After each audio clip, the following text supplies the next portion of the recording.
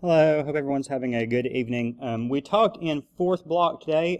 We took a quiz, and Ms. Palmer and I determined that we're going to offer everybody an opportunity to retake the quiz. And sorry for the noise in the background. I'm in one of the classrooms, and the band is practicing in the commons area.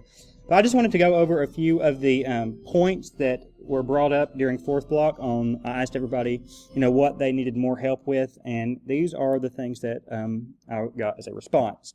So specific heat versus high heat of vaporization. High specific heat means that water resists quick temperature change. So I used the example in class about going to the beach and walking on the sand, and the sand is really hot, but then when you get in the water, it's not so hot. Or, you're sitting at the lake and you've been in the cold water for a while, and then you come and sit in your black leather chair and it burns a little bit. So water resists the change to heat.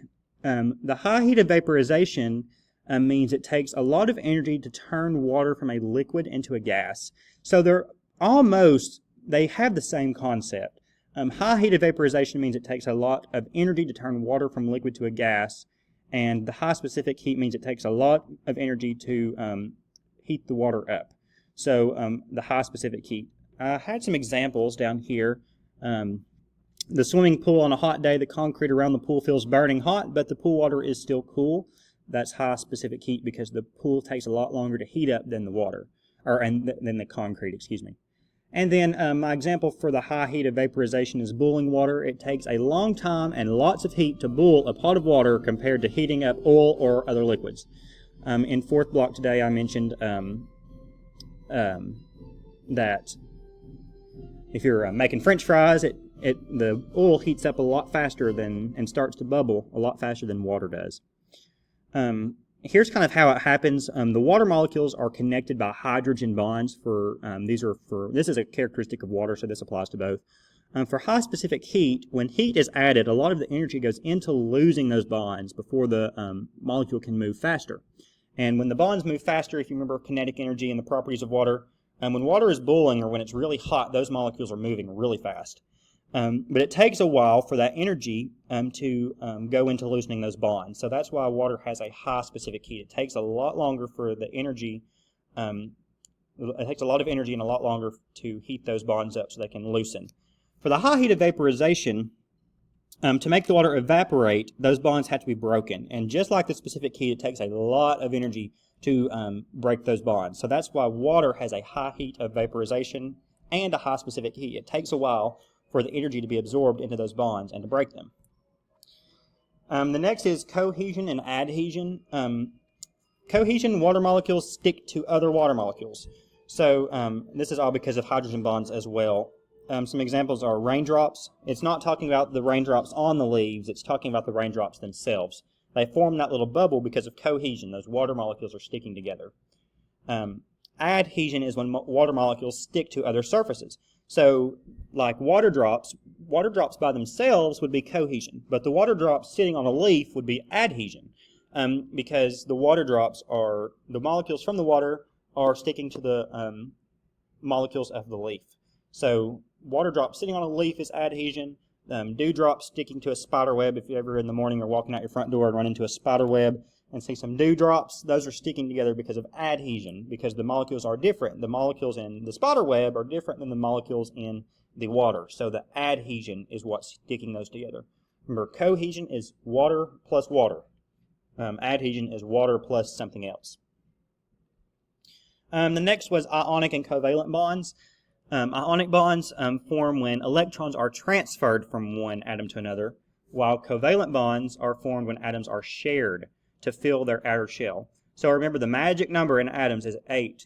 All atoms want to have 8 electrons in their outer shell. So for ionic, one atom is going to transfer its electron to another atom. So for example, NaCl. So sodium, Na, has 1 valence electron. Cl has 7 valence electrons. So what's going to happen? The Na, the sodium, is going to transfer its 1 electron to the chlorine atom, which makes the sodium atom, Na, slightly positive. It's going to have a positive ion, which is a cation, because it has more protons than electrons. And that means that the chlorine is going to become a negatively charged an ion because it has more electrons than it does protons. So ionic is the transfer of electrons. So NaCl, the Na, one valence electron is going to be transferred to the chlorine atom. So the chlorine now has 8 on its outer shell. That allows them to stick together, to bond together as ionic bonds. Now, covalent bonds are just slightly different. Covalent bonds form when atoms share electrons. So example, water, oxygen shares its electrons with 2 hydrogens. Oxygen has 6 valence electrons. Hydrogen has 1, so H2O. So you've got 2 hydrogens, 1 oxygen. If there are 6 valence electrons on the oxygen, hydrogen is going to share. There's going to be 2 hydrogens. They're going to both share their electron with the oxygen. So the oxygen now has 8 valence electrons. So they are sharing their electrons. And another example is carbon dioxide. Carbon shares with oxygen to form that magic number of 8. Hydrogen bonds is probably new to most people. A hydrogen bond is a very weak attraction between a slightly positive hydrogen atom and a slightly negative other atom, which is most likely oxygen or nitrogen, on a nearby molecule. So they aren't as strong as covalent or ionic bonds, but when many form together, they have a big effect on water. So in water and H2O, oxygen pulls electrons close to itself because oxygen is bigger than hydrogen. The nucleus of an oxygen molecule is bigger than the nucleus of a hydrogen model because oxygen has more protons than hydrogen does. So that small gravitational pull allows the electrons to move closer, and that makes oxygen slightly negative and hydrogen slightly positive because the distance between the two is going to become different. This positive hydrogen of one water molecule is attracted to the negative oxygen of another molecule. So this is my example. Here's our oxygen atom. These straight lines, those are covalent bonds to our hydrogen. You see how our hydrogen is positive, our oxygen is negative, and then these hydrogen bonds are between the hydrogen of one water molecule and the oxygen of another water molecule. Again, that's slightly positive, slightly negative, like a magnet. They're going to try to attract towards each other. So that is hydrogen bonds. Remember, hydrogen is slightly positive, oxygen is slightly negative. The elements of life, if you can remember this acronym, you will be just fine if you have a question about it on the quiz. The acronym is CHNOPS, carbon, hydrogen, nitrogen, oxygen, phosphorus, and sulfur. So not all 4 of the macromolecules contain each one of these, but there is at least one of these in all 4 macromolecules. Carbon is in all 4 macromolecules. That's a big example. Carbon is in every macromolecule. It's the unit of life. So again, our quiz retake is going to be tomorrow. If you have any questions, feel free to email Ms. Palmer or myself if we need to clarify anything more for you. There are multiple things posted on Google Classroom. There's a Kahoot posted. A student in 4th block asked to post a Kahoot link for Chemistry of Life, so that's been posted. PowerPoint's been posted, and then the crossword puzzle and the practice quiz was also posted yesterday. So if you have any questions, feel free to email us.